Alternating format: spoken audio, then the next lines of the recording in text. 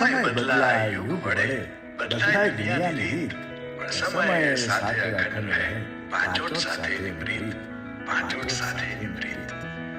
ભારતના નંદનવનમાં ગુજરાતના મહેસાણા જિલ્લામાં રૂપેણ નદીના કિનારે વસે એક નાનકડું ગામ કે જેના કણ-કણમાં ધર્મની મીઠાશ, જેના રગ-રગમાં પરિશ્રમના બીજ અને જેની માટીમાં સંતોની દિવ્યતા પધરાયેલી છે, તેવું દિવ્ય ગામ એટલે પાંચોટ. આ ગામ માત્ર વસવાટનું સ્થળ નથી, પરંતુ ઇતિહાસ, સમૃદ્ધિ અને શ્રદ્ધાનું જીવંત કેન્દ્ર છે. તેની પ્રાચીન પરંપરા અને અનોખી જીવનશૈલી આજે પણ ગુજરાતના સમૃદ્ધ વારસાની યાદ અપાવે છે.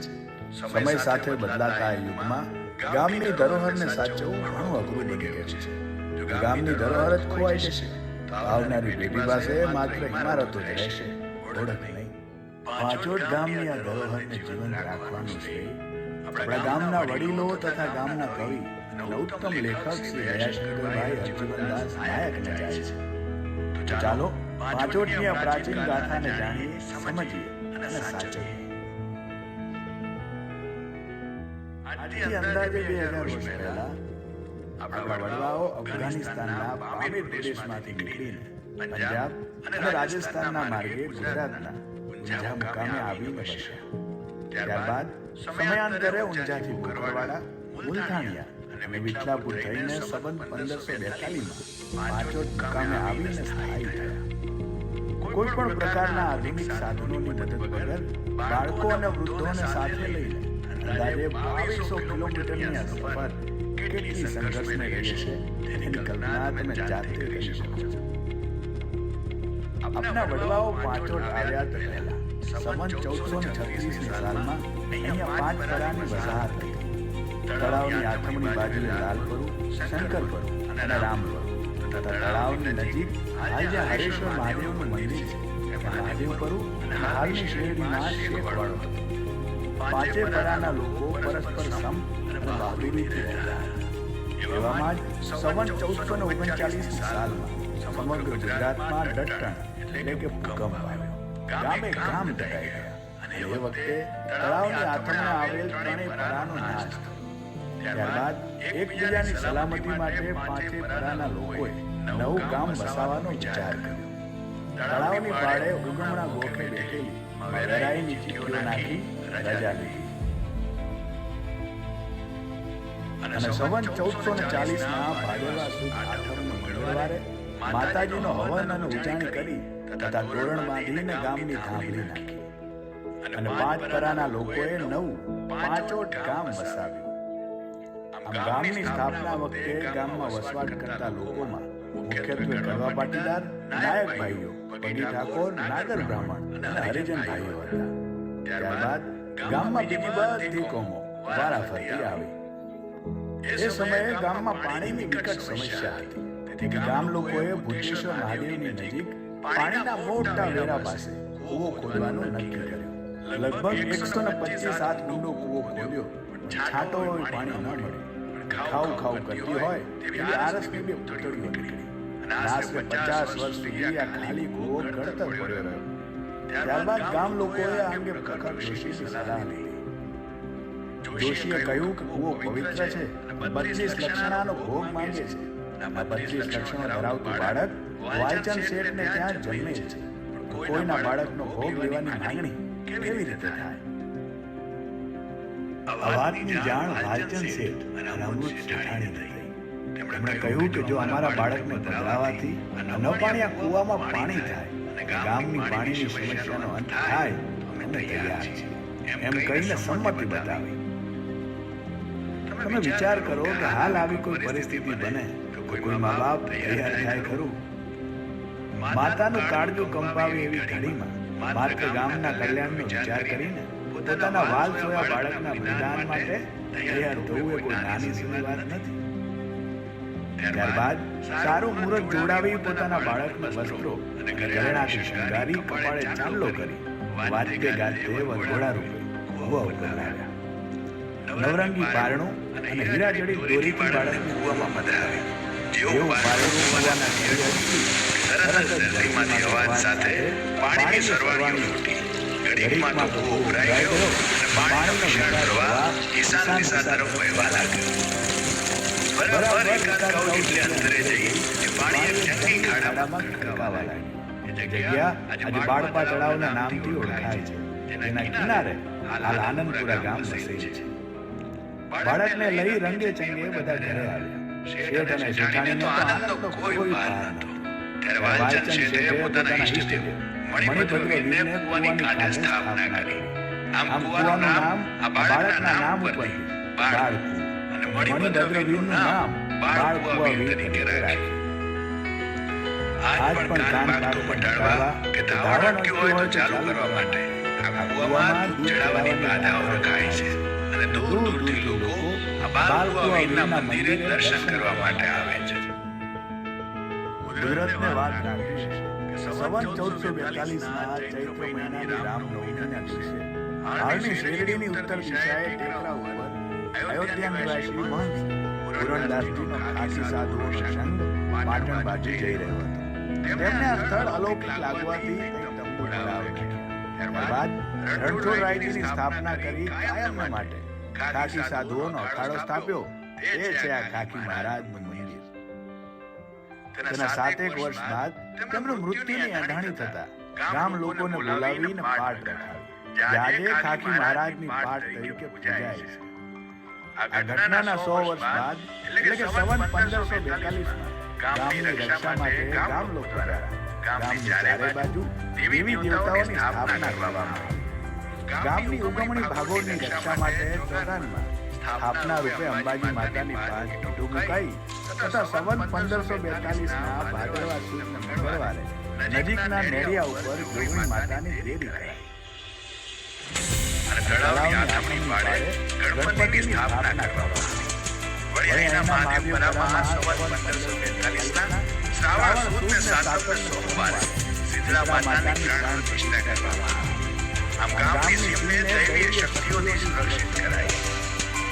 તેના 50 વર્ષ બાદ સંવત 1605ના માસ અને સોમવારે એના જૈન સમાજે હાલના હિંદીવાસમાં ભગવાન શ્રી આદિશ્વર પ્રભુની પ્રાણ પ્રતિષ્ઠા કરી જૈન દેરાસર બંધાવ્યા. ત્યારબાદ કુદરતનું કરવું સંવત 1845માં અતિવૃષ્ટિ આવી. ગામે ગામ તણાઈ ગયા અને પાંચોટ ગામના કેટલાય કાચા મકાનોનો નાશ થયો. જેથી ગામમાંથી ઘણા ખરા પાટીદારો લક્ષ્મીપુરા, લાચડી, ચાદરકી, દેલવાડા, સુંદરપુર, સુભાષણ, દેવું, એડલા, જડાસડા, રામગઢ, અંકેવાડિયા અને કૈરાવાદ રહેવા જતા રહ્યા. આમ ગામની વસ્તીનો મોટો જથ્થો ઓછો થઈ ગયો અને ગામમાં પાટીદારોની સંખ્યા ઘટી ગઈ. ત્યારબાદ સમય જતા સંવત 1870ની સાલમાં નાયક ભાઈઓ દ્વારા તેમની કુળદેવી શ્રી ભુવનેશ્વરી માતાનું પાકું દેવળ જણાવ્યું અને સંવત 1920ના માસ સુદ 9ને રવિવારે ભુવનેશ્વરી માતાની પ્રાણ પ્રતિષ્ઠા કરી. સંવત 1897નું વર્ષ ફરી એકવાર ગામ માટે ધાર્મિક શ્રદ્ધાનું કેન્દ્ર બન્યું. એ વર્ષે ગામના લોકો દ્વારા મહાદેવપુરાના નાકે આવેલ હરેશ્વર મહાદેવની નાની દેરીને બદલે ભવ્ય શિવાલય બંધાવીને પ્રાણ પ્રતિષ્ઠા કરવામાં આવી તથા બગી ઠાકોરો દ્વારા પોતાના મહોલ્લાના નાકે શક્તિ માતાની સ્થાપના થઈ. મહાદેવપુરામાં શીતળા માતાનું સ્થાનક અને હરિજન ભાઈઓ દ્વારા તેમના મહોલ્લાથી આથમણે તળાવની પાળે ભીડ ભંજન હનુમાનજીની સ્થાપના કરીને ગામમાં અલૌકિક ધાર્મિક વાતાવરણ ઊભું કર્યું. સમય બીતતા સંવત 1925માં ગુજરાતમાં 25 આની ભયંકર રેડ એટલે કે પૂર આવ્યું. કહેવાય છે 25 આનું વસવું પાણી દાણાની કોઠી તાણી અને આસામાં ખાલી પડેલ શેરીવાડામાં શેરડીવાળા પાટીદાર ભાઈઓ રહેવા આવ્યા અને જગતદેવી જોગણીની મહોલ્લા પાસે સ્થાપના કરી વસવાટ શરૂ કર્યો.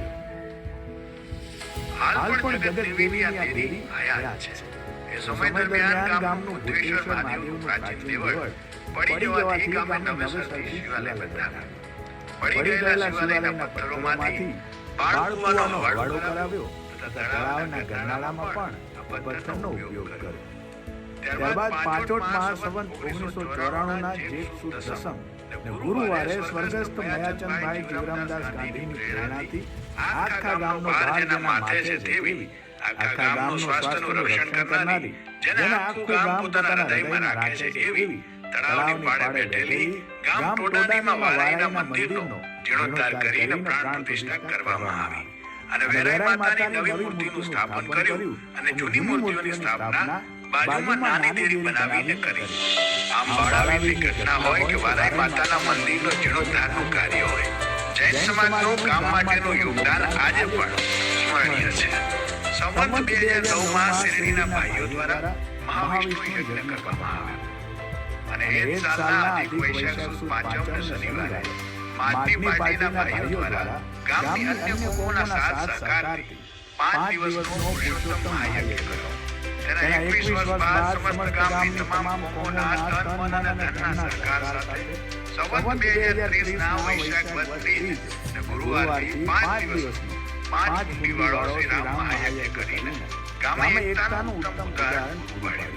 આ દિવસે રામજી મંદિરની નવી મૂર્તિઓની સ્થાપના કરી અને જૂની આરસની શ્યામ મૂર્તિઓ સૌરાષ્ટ્રના કોઈ મંદિરમાં ભેટ સ્વરૂપે મોકલાવી તથા રામજી મંદિરના ઉપલા માળે લક્ષ્મી નારાયણની પ્રાણ પ્રતિષ્ઠા કરવામાં આવી. સમયાંતરે ગામમાં થયેલા આટલા બધા મંદિરોની સ્થાપના અને જીર્ણોદ્ધાર પરથી બાબત સ્પષ્ટ થાય છે કે ગામ લોકોની ધર્મ પ્રત્યેની નિષ્ઠા કેટલી અલગ હશે. સાચે જ આ ગામ ધર્મ રક્ષતી રક્ષિત સાચા અર્થમાં ચરિતાર્થ કરે છે. ધર્મની આ ધજાને નિરંતર ઉપર રાખવા આજે પણ આ ગામમાં નવા મંદિરોના નિર્માણ થઈ રહ્યા છે. જેમ કે બ્રહ્માણી માતા અને ભોગા મહારાજનું મંદિર, બહુચર માતાનું મંદિર, ઉમિયા માતાનું મંદિર અને હાલ 2024માં વારાઈ માતાના મંદિરનો ભવ્ય જીર્ણોદ્ધાર. આપણા ગામની પરંપરાઓ અને પ્રથાઓ કે જેમને ગામની ધરોહરને સાચવવાનું કામ કર્યું છે. સમસ્ત ગામનો આ જો કોઈ સૌથી મોટો અવસર હોય તો તેમાં વારાઈની ઉજાણી છે. ગામની તાંબડી રોપાઈ ત્યારથી ચાલી આવતી ગામની આ સૌથી જૂની પ્રથા ઉજાણી છે. સંવત 1440ના ભાદરવા સુદ આઠમથી ચાલી આવતી આ પ્રથા આજે પણ ખૂબ જ ઉત્સાહ સાથે ઉજવવામાં આવે છે.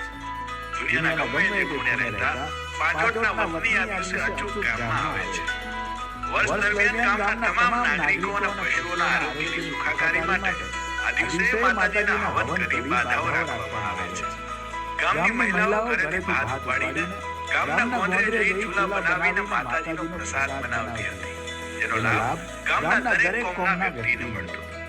વિશ્વમાં બીજી ક્યાંય ના જોઈ હોય એવી રામજી મંદિરની ન્યાય પ્રણાલી આજે પણ આપણા દાદાઓના મોઢે સાંભળીને છાતી ગદગદ ફૂલી જાય છે. ગામમાં કોઈ વ્યક્તિ ન્યાયની માંગણી સાથે સવારે રામજી મંદિરના ઓટલા ઉપર લોટામાં દાંતણ લઈને બેસે ત્યારે ગામના આગેવાનો દ્વારા જ્યાં સુધી ન્યાયની ખાતરી ન અપાય ત્યાં સુધી રામજી મંદિરની આરતી ન થાય કે ભગવાનના પ્રસાદનો ભોગ પણ ન ચડે. અને ગામના આગેવાનો દ્વારા કોઈ પણ પ્રકારના પક્ષપાત વગર ન્યાય આપવામાં આવે. તેથી તો ગામના આગેવાનો ઉપર ગામ લોકોનો વિશ્વાસ અટલ હતો. ગામની સંસ્કૃતિ અને કલામાં જીવંત રાખવી ભવાઈ આજે પણ પાટોદ ગામમાં ભજવવામાં આવે છે. ભવાઈ માત્ર મનોરંજન નથી, એ તો જનતાની વાણી છે. એમાં આશ્ચર્યની પાછળ સમાજનું સત્ય અને સમજ છુપાયેલી હોય છે. એ વખતે ખેતી માત્ર વ્યવસાય નહોતો, પણ પરંપરા હતી. સવારથી સાંજ સુધીનો પરિશ્રમ, વરસાદની રાહ અને પાક ઉતર્યા પછીનો આનંદ આ બધું ગામના જીવનને સાચી રીતે પરિપૂર્ણ કરતું. લગ્ન, મૃત્યુ, તહેવાર કે આપદામાં સૌ કોઈ એકબીજાના ખભે ખભો મિલાવીને ઉભા રહેતા. ગામની આ ભૂમિ ઘણા સંતો અને મહાત્માઓના ચરણ સ્પર્શથી ધન્ય બનેલી છે. જેમ કે શ્રી રામ ભક્ત સાંકરા ભગત, મહાન શ્રી ગોકર્ણદાસ, મહાન ત્યાગી શ્રી સુખરામદાસ મહારાજ, સાયલાવાળા લાલજી મહારાજ. આવા વિદ્વાન સંતોની વાણી ગુંજ આજે પણ ગામમાં ગુંજી રહી છે. તેથી તો ગામમાં આજે પણ જીવદયા માટે કામ કરતી સંસ્થાઓ જેવી કે અબોલા પીડિત પશુ પક્ષી સેવા સમિતિ, શ્રી વારાઈ કૃપા અન્ન ક્ષેત્ર, કુતરિયા ટ્રસ્ટ, રામ રોટી ઉપરાંત અન્ય સેવાઓ અવિરતપણે ચાલી રહી છે. ઈશ્વરે પાટીદારોને હિંમતની ધાર, ધૈર્યની શિખર અને હૃદયની એવી તો વિશાળતા આપી છે કે હાથમાં લીધેલા અઘરામાં કાર્ય પણ સરળતાથી પૂરું કરી લે. પાટીદારો હંમેશા દરેક કોમને સાથે રાખીને ચાલતા આવ્યા છે. ગામમાં કોઈ પણ ધાર્મિક, શૈક્ષણિક કે આરોગ્યને લગતા લોક કલ્યાણના કામોમાં ગામના પાટીદાર ભાઈઓ હંમેશા અગ્રેસર રહ્યા છે. આજે પાંચોટ ગામે હરણફાળ પ્રગતિ કરી છે. ગામમાં પ્રાથમિક શાળાઓ છે અને માધ્યમિક શિક્ષણ માટે મહેસાણા જતા બાળકોનું દુઃખ જોઈ ગામના આગેવાનો દ્વારા હાઈસ્કૂલ શરૂ કરવામાં આવી તથા ઓછા ખર્ચે નિદાન કરવા માટે દવાખાનું બનાવવામાં આવ્યું. પહેલા લોકો ભજન, ભવાઈ, ગરબા, લોકગીતો અને નાટકો દ્વારા ગામની પરંપરાને જીવંત રાખવાના પ્રયત્નો કરતા. આજના સમયમાં દરેક ગામડાઓમાં ધંધા રોજગારના સ્ત્રોત ઘટી જવાથી લોકો ગામડાઓ છોડી શહેરમાં વસવા લાગ્યા છે, જેથી ગામ પ્રત્યેનો પ્રેમ ધીમે ધીમે વિસરાઈ રહ્યો છે. પણ એ વાત દરેકે યાદ રાખવી જોઈએ કે આ ગામનું નિર્માણ અને જતન આપણા વડવાઓએ પરસેવા સાથે લોહી રેડીને કરેલું છે. આ ગામ માત્ર રહેઠાણનું સ્થળ નથી, પણ આપણી વિરાસત છે. એને સાચવવા માટે સમય કાઢવો જ પડશે. આજે સમય કાઢીશું તો કાલે ગૌરવ બચી રહેશે, અને ગામ જીવશે તો જ સંસ્કૃતિ જીવશે. પ્રશ્નો ઘણા પણ વિશ્વાસ એક. સંકટની વેળાએ આખું ગામ સૌ પહેલા જેને આગળ કરે છે તે માં એટલે વારાઈ માતા. માની મહિમાના વખાણ કરતા સમય ઓછો પડે. માની આવી મહિમાના લીધે જ કદાચ ગામનો કોઈ મહોલ્લો કે ગલી બાકી નહીં હોય કે જ્યાં વારાઈ માતાનું મંદિર ના હોય. એ જ માં વારાઈની પુનઃ પ્રાણ પ્રતિષ્ઠાનો આ દિવ્ય અને દુર્લભ અવસર કે જેની લોકો ખૂબ આતુરતાથી રાહ જોઈ રહ્યા છે, તે આ વખતે કંઈક અલગ જ રીતે ઉજવાશે. ડાયરાના સ્વરની ગૂંજ અને ગરબાની રમઝટ સાથે આખું પાંચોટ ગામ થનગની ઉઠશે. આખું ગામ જાણે ધર્મની ચાદર હેઠળ પથરાઈ ગયું હોય એવી અદ્ભુત અનુભૂતિ થશે. સદાયને માટે સમ અને એકતાની અધૂરે પાંચોટ ગામ બંધાયેલ રહે એવી માં વારાઈને પ્રાર્થના. જય માં વારાઈ, જય માં.